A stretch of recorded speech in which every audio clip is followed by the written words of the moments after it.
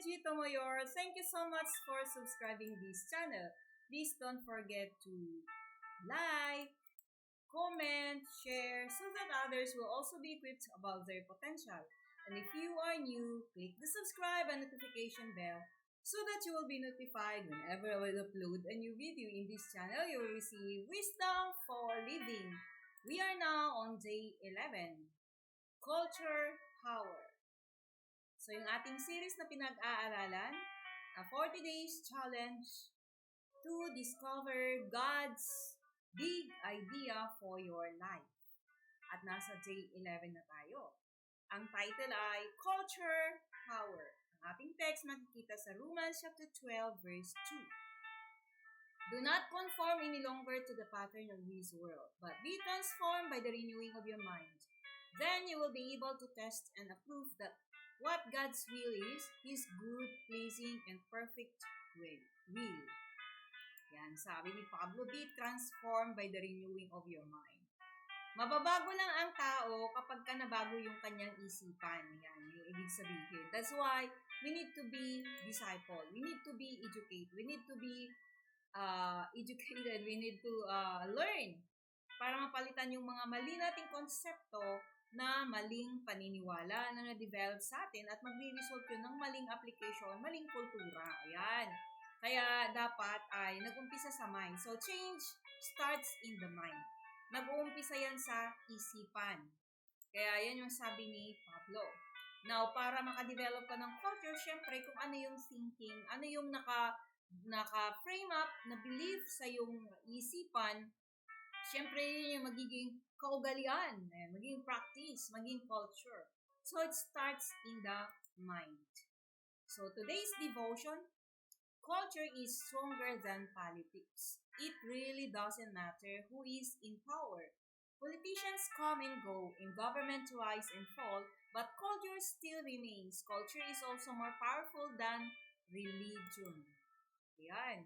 So, ang sabi, ang kultura daw ay mas stronger pa, mas malakas pa kaysa politics. Ibig sabihin, mas stronger, nananatili yan ang kultura. Hindi madaling mawala. Come and go ang mga politician, but culture never come and go because it will remain. O kahit anumang religion, yung culture ay nandun pa din. Kaya, yung culture ay, kumbaga nakaugat yan eh. Yan. So, nakaugat ang culture. And one of the biggest challenges the church leaders faced during the first few centuries of the church existence was how to keep those who were coming into the church out of pagan backgrounds from bringing elements of their pagan culture with them and blending this with the new faith in Christ. So, yung mga challenges na daw yung mga naunang churches nung time ng mga disciples after Jesus Christ resurrected was the culture of pagan. Alam natin na yung kultura, hindi yan madali-dali mawala. Dahil practice yan nasa subconscious. Remember, kapag ang isang bagay ay naka-deposit sa subconscious, maging habit ito, maging lifestyle, maging culture. Ibig sabihin, nakaugat. Ayan. So, kung mali ay yung culture, kaya ang challenge ng mga churches, syempre, dahil pagan sila, yung practice nila, yung culture nila, dala-dala nila. So, ngayon, they are introduced to a new culture. So, dapat yun ang i-adapt nila. So, hindi madali mabago or mawala yung culture, yung practice, nakasanayan. Ayan. So, para mawala, ang way niyan is to educate, is to plant word sa isipan ng bawat isa. Kaya sabi ng ating text kanina be transformed by the renewing of your mind. Do not conform to the pattern of this world anymore. So, yan din yung challenges ngayon, di ba? Yung ating kulturang nakasanayan, tapos nakilala natin si Jesus Christ as Lord and Savior, dala-dala natin yun. So, hindi yun madali mawala. For example, ang isang tao, culture nila, nakaugalian niya na magmura, tapos nakilala niya si God. So, hindi ganun kadali yun. It takes time. So, kailangan ay mapalitan yung kanyang isipan ng mga bagong pananaw, information, para mabago yung kanyang mindset at mabago yung kanyang lifestyle, mabago yung kanyang pattern practices. Ayan. So, kailangan ay maintindihan So, hindi mo pwedeng dala-dala, may culture of pagan o worldly culture, tapos ang culture ng heaven, di pwedeng maghalo yun. Kaya, sabi niya, do not conform. Sabi ang utos do not conform anymore. So, hindi pwedeng may culture ka of light, culture of darkness, di pwede yun. Kailangan ay mabago yung ating isipan. So, it starts in the mind. So, yan yung biggest challenge. And even today, okay, so even today, we continue to see the enormous power of culture in the fact that many believers and kingdom citizens display lifestyle that differ little from those of people who make no claim to be in the kingdom. So, today daw yung challenge ay parang hindi mo na ma-identify ano yung pagkakaiba ng mga tao na believers or religious lang. So, parang sabi, minsan nga, naririnig mo, mas mabuti pa yung mga hindi nagasimba, maayos ang ugali, mas mabuti pa yung mga, simba ng simba, di nababaw, mga ganon. Di ba naririnig natin? So, it's the culture that need to be changed. Paano it starts in the mind? Paano yung nagbabasa ng Bible, biro pumunta sa church?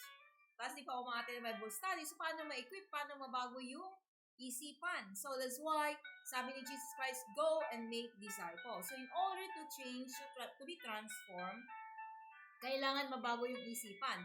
So, paano mabago yung isipan? Kailangan makarinig ng bagong information na dapat susundin para yun ang magiging practice niya.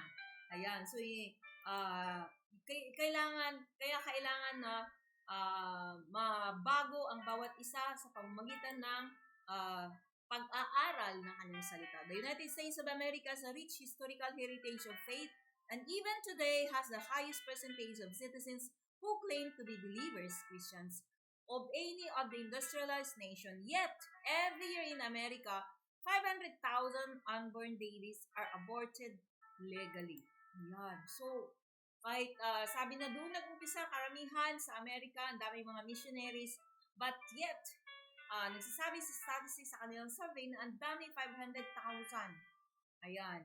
Ang na-abort. Grabe, no? Legally. So, it means it's legal in their country. How about in the Philippines? The Philippines is considered as a Christian, the only Christian nation, pero sa Asia. Pero, makikita mo, nangunguna sa korupsyon. So, anong kultura yun?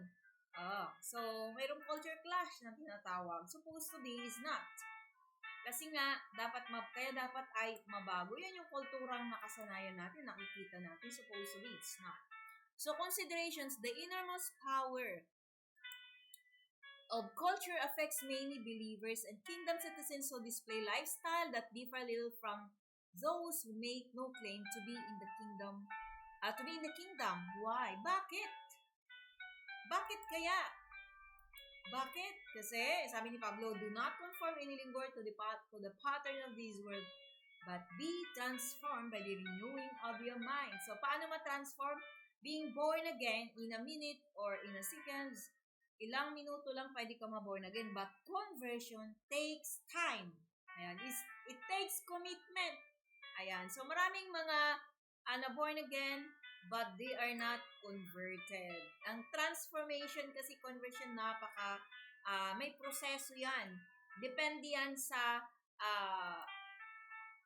pagbabasa ng Bible, pakikinig, kung ilan yung yung seed na naitatanim sa puso ng bawat believer. So, bakit ang maraming mga believers na kung saan Christian school ay may opresyon? Bakit? Because they do not have that, yung kumbaga, mayroong culture clash, class of culture. Supposed to be walang opresyon, no? If you are an owner of a factory or a company and you're a Christian, you should follow the law of the Philippines na kung saan tama yung pasweldo, walang oppression. Kung mababa pa sa pasweldo yun, di ba? So, kailangan sumunod. Kaya, sumunod tayo. Mayroong class of culture because most of the believers are not yet converted. They are just born again but not yet converted, na transformed. Ma-renew ang mind. That's why we need to be educated, to be discipled. The power of culture trumps religion in its ability to shape the thoughts, values, and beliefs of people and to influence their behavior, and what they are willing to accept. How can impotent religion be replaced with empowering kingdom authority? Paano daw mapapalitan yon? Yung hindi magandang kultura na nakasanayan, practice. Ayan. Sundin natin yung principle na tinuro ni Jesus. Go and make disciples. Be transformed by the renewing of your mind. Kaya kailangan mapalitan yung ating mga pinanghahawakan na belief, principle, batas. Yung baka may mga karamihan kasi sa culture natin ngayon, example, yung values natin, mula bata tayo ay tinuturo, ito lagi akong sinasabi sa church, mula bata tayo ay tinuturuan na kailangan mag-aral ng mabuti para makakuha ka ng magandang kurso at maganda yung iyong sweldo at mayangat ang buhay mo. So, yun ang lagi nating naririnig. So, the culture now is that you're going to work, you're going to study, your motivation is to earn more someday. So, ang motivation ay pera.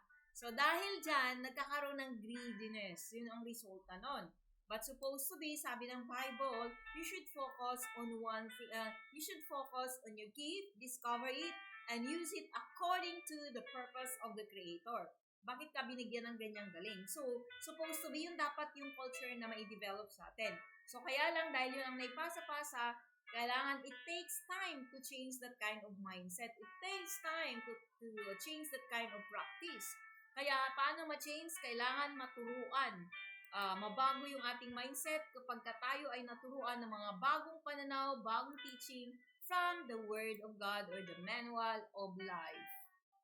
Ang sabi pa rito, how and why has homosexuality become a cultural norm in a country that professes to have more believers than any other industrialized nation?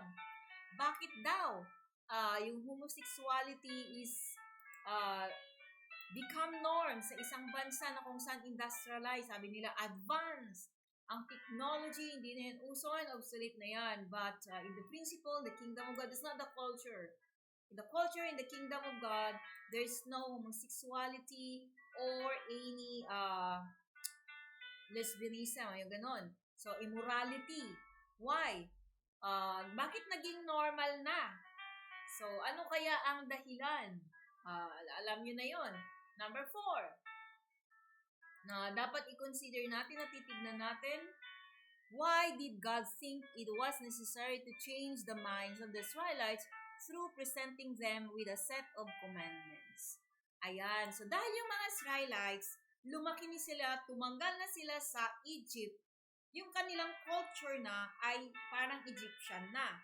So, ngayon, para mabago yung kanilang mindset, yung kanilang culture, binigyan sila ni God ng batas. Ayan, na kung saan sila magsisimula.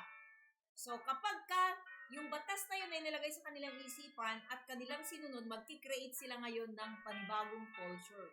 Hindi na culture ng Egypt, kundi culture na gustong i-develop ni God sa kanilang buhay. So, it means it starts in their mind by giving them law, batas. So, if you want to change your mind, ang isang tao, gusto mabago siya, dapat mabago yung kanyang isipan. To change a person, you must change his mind.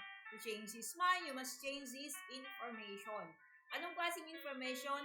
The truth, the original idea. Ayan. So, yun yung sinasabi ni Dr. Miles.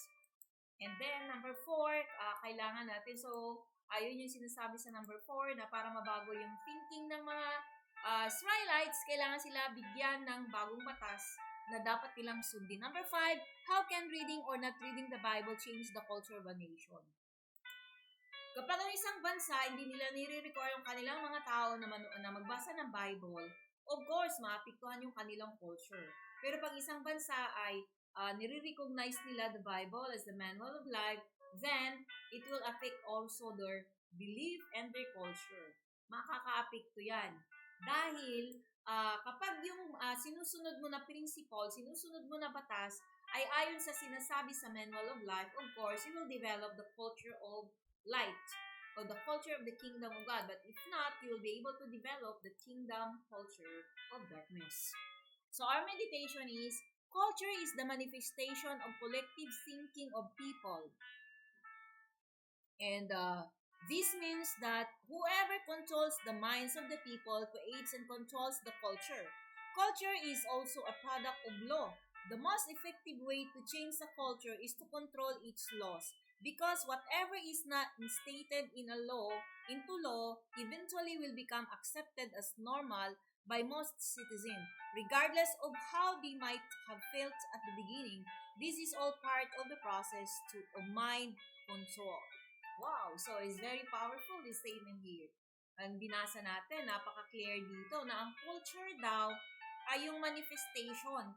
Yan ang resulta ng collective thinking ng mga tao na dahil sa kanilang sinusunod. Ibig sabihin, pari-pariho sila ng iniisip, pari-pariho sila ng sinusunod. So, sino daw yung nagpo-control sa isipan ng mga tao? Mag-create yun ng control sa culture. Siyempre, kung sino yung nagpo-control ng mind ng tao, siya rin yung magpo-control ng culture. Kasi na-ipoproduce. Bakit? Kasi ang pinaka-effective na way para daw mabago yung isang culture ay kung ano yung law, ano yung batas. Whoever controls the mind, control the laws, control the culture. So, sino ba nagko-control sa mind mo? Yun ang magko-control ng batas na sinusunod mo at nagko-control ng kultura. Ano yung resulta? Culture. Kung ano yung pinaniniwalaan mo, maging lifestyle mo, magiging kultura yun ng mga tao sa isang lugar. Collective thinking of people. So, the most effective way ay to change the culture. The most effective way to change daw yung culture is to control its law. Kaya si God, ang una niyang binigay sa mga Israelites ay, ito yung pinaka-the best na illustration, batas. The Ten Commandments was given to the Israelites. The Ten Commandments were given to the Israelites so that they will be able to develop and manifest the culture of heaven. Wow! So, yan yung pinaka-the best. So, dapat tayo, kung ano yung batas at tuntunin sa kaharian ng Diyos, yun yung ating susundin para yung culture ng heaven ang ating ma-develop sa ating buhay. Kasi kapag yung batas ay may batas na sinusunod yung grupo ng mga tao, yan yung magiging norm nila. Kasi yun yung magiging gabay nila at sundin nila pari-pariho. At yun ay magiging kultura. So, in order to change the culture, you must change the law. Ayan. So, alam natin sa mga nakarang videos ko na mayroon akong in-explain na misconception about law. A lot of people, they have the misconception about law na ito ay restriction, na ito ay paghihigpit. No. Law gives us life. Law help us to express ourselves. Law help us to live freely. Law will help us. Yan. So, hindi negative. Law will help us to live in peace and order. May kaayusan at kapayapaan kapag tayo ay marunong sumunod. Diba? The best example is the traffic. Ayan. Pag sumusunod sa batas at tuntunin ng traffic, ayun, maging maayos ang kalsada. So, are there laws you don't agree with? Is there a way to change them? Have you ever thought of getting involved in the political process as a way to control culture? Yan. So, the way to control culture is to impose a law. Yan, yung ginawa ni God. And you will control the culture. So, meron bang batas na ayaw mo? Na pwedeng baguhin? No. Law cannot be changed. It is fixed. So, I hope each one of us now we know how to develop the culture in our life by following the laws and principles in the kingdom of God so that the culture of heaven will be developed in our life. So if you have learned something from this video or you want to answer those questions, please leave a comment below. Thank you. God bless.